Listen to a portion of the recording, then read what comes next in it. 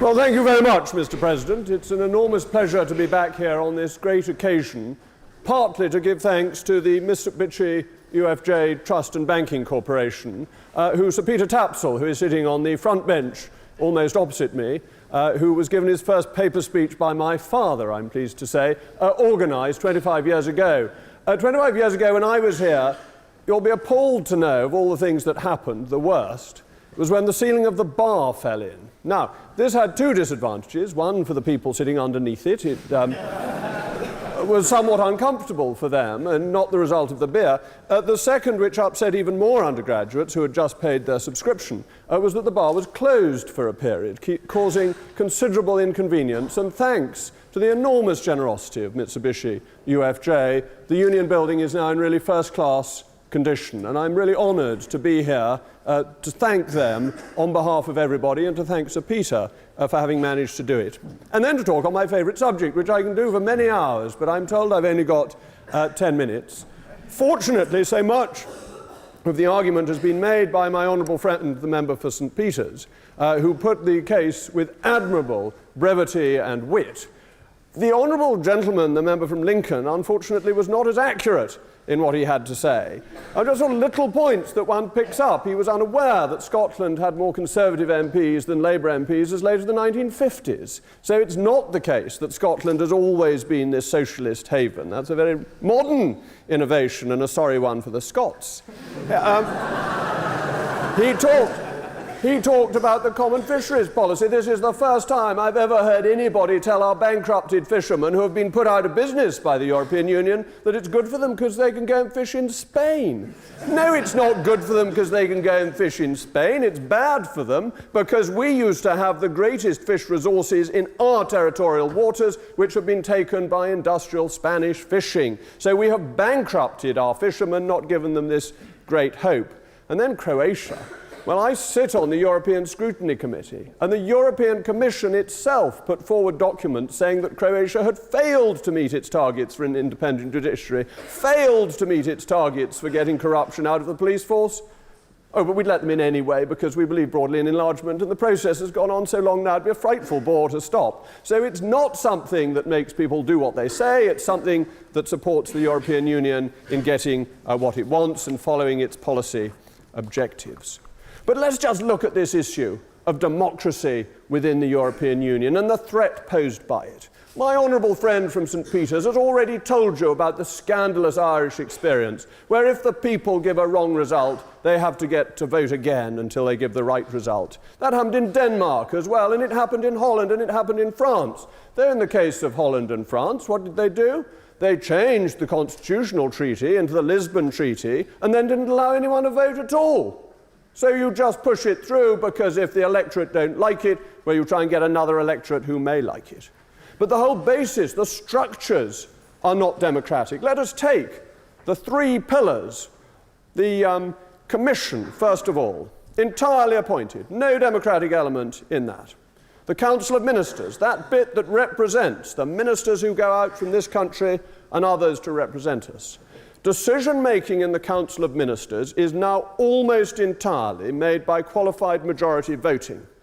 And I thought you'd be interested to know that the UK has 29 votes in this system, compared to Malta that has 3.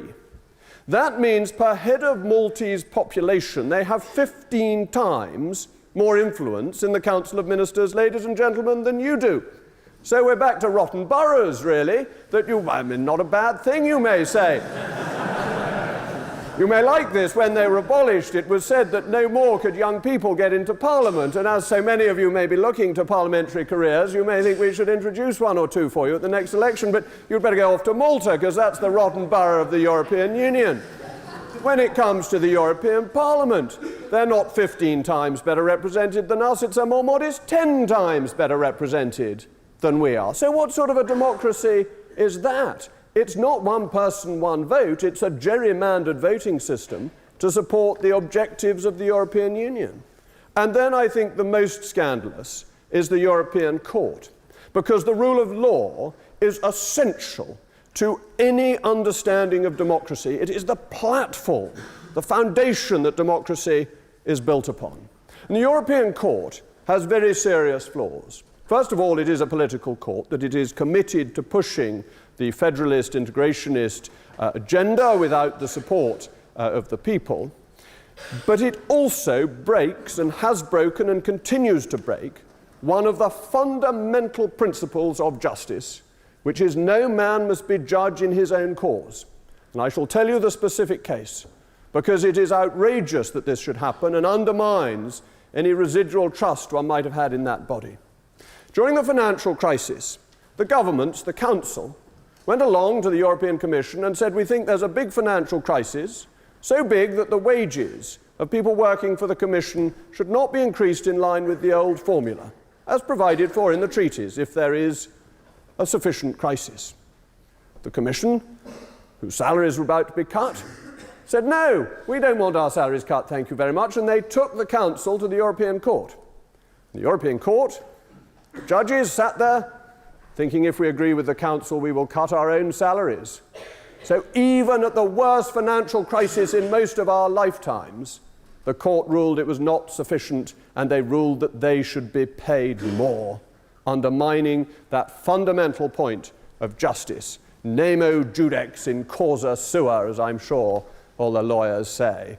Different type of sewer that the judges live in, as far as I can tell. And let me move on from that to what is being done by the euro. Because my honourable friend from St. Peter's talked about Mario Monti.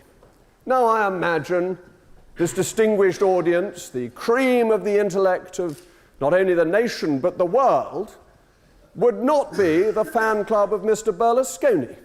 Indeed, if I were to do a poll, I doubt there would be many putting their hand up to say that they thought he was a great and decent and honest man. They may disapprove of his private life. They may think it was not quite a way a gentleman behaves.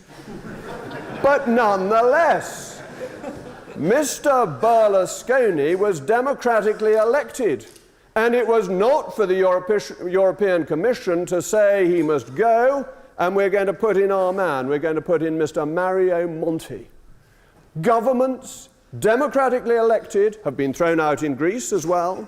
They have been thrown out in Italy by the fiat of unelected bankers at the European Central Bank and Commission members at the European Commission. This is a real assault on democracy, because it means that what the electorate wants is overruled by the commissioners.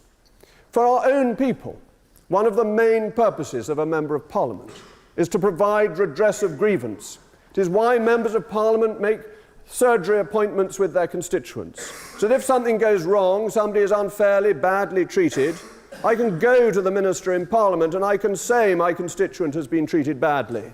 And if I'm right, if my constituent is right, this very often gets changed. Our system in that respect works remarkably well, with one key exception.